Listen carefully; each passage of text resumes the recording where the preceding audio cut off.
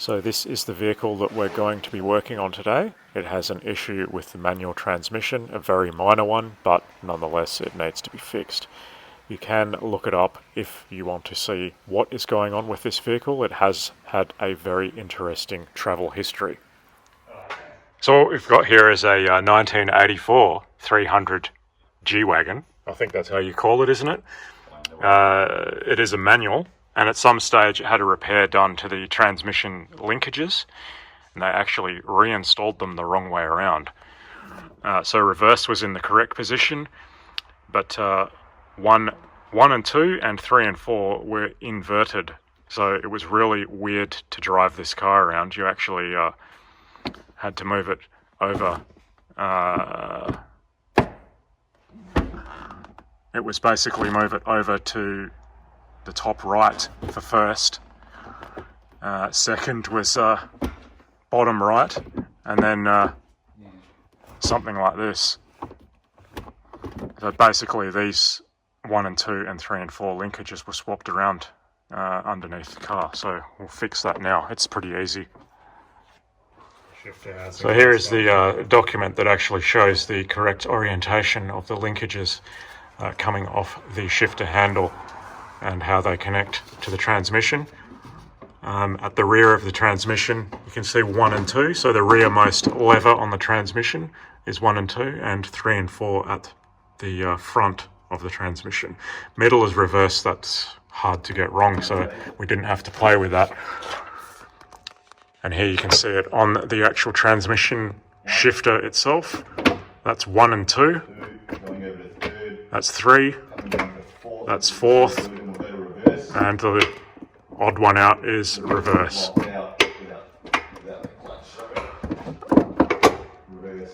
Yeah, so that's all working fine. We might just need to do some fine adjustments here to get it bang on, but that's looking correct now. So moral of the story, these 1 and 2 and 3 and 4 linkages are actually able to put the wrong way around, unfortunately, but it does look wrong. It's quite obvious, but to the inexperienced it would be an easy mistake to make. Oh, is that right? In neutral. So now with those linkages correctly adjusted, this thing is buttery smooth. I think the only thing to do now is take it for a test drive. Well, after fitting the nice new looking knob, which we have in the bag here. So we will re-knob it. Oh, really? On the dry sump? So that's the part number of the knob we're going to use today. That's one sexy looking knob. Love it. It's much better than the old one. Alright, you're going to need to do that. Now, what is going on? Oh, hang on a sec. Is it the same? That fucking thing better be the same. It's a shorter knob. My goodness. That's unacceptable. So that's the new shifter knob installed with the boot reattached. There was a difference with the knobs. The original had 2 of these raised collars, so the boot actually sat in the middle here. What we've done with the new knob, because it only has this collar, is we've lifted the boot to sit over the top of that. Having never had a manual Benz before, I don't know if that's correct, but it looks good anyway. And a damn sight better than it was before. So that's 3, 4, 1 and 2. So the only thing now is taking it for a test drive. Just doing some other maintenance on the vehicle, like tightening up the loose fan belt, and it's then good to go. So now we just need to monitor the tension. Yep. So yeah, maybe just try. Oh, so you are tightening it, Tim? Yeah. Just so that it's not that loose. Yep. You don't have it ridiculously tight on the alternator.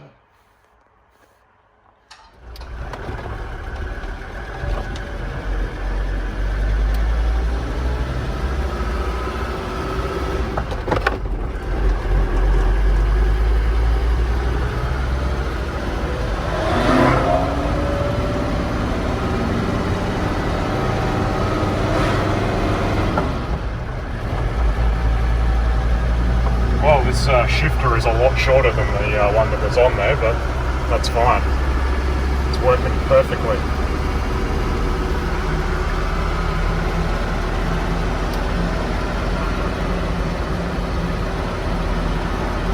I'm not used to driving one of these diesels, so I'm not sure when I'm supposed to be shifting. I think I've upshifted too soon because, yeah, this thing doesn't have a lot of horsepower. But anyway, that shifter is working perfectly. Just going to turn here.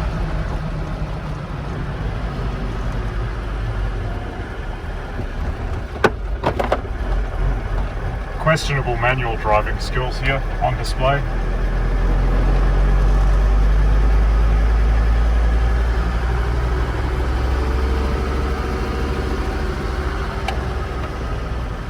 Just going to take it back around and take it back home again.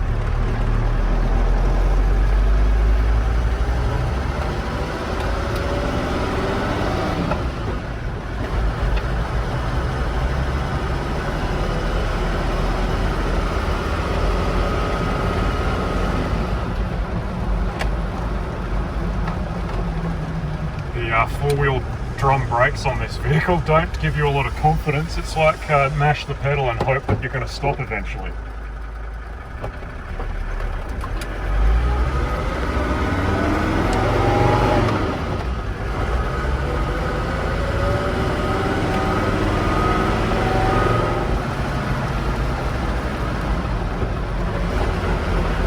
Just around the roundabout and we're done.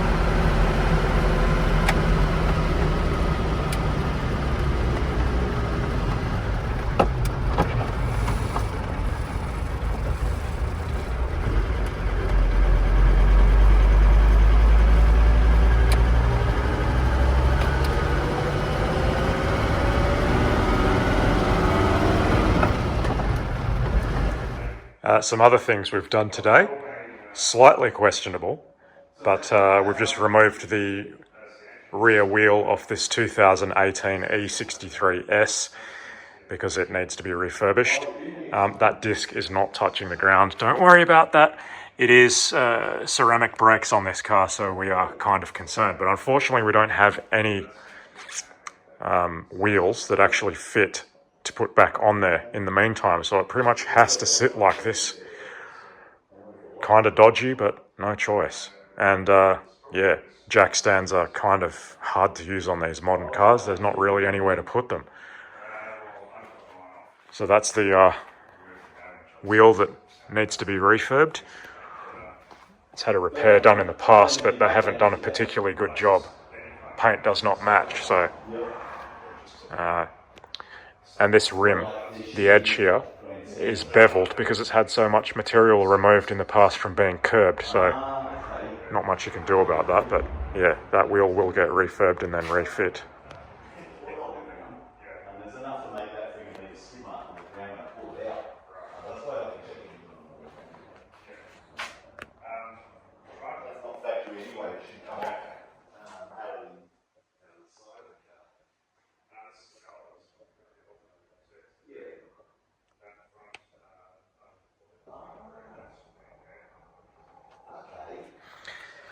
These modern cars just have one or two rather large LCD panels just as the instrument cluster, so no more analog gauges.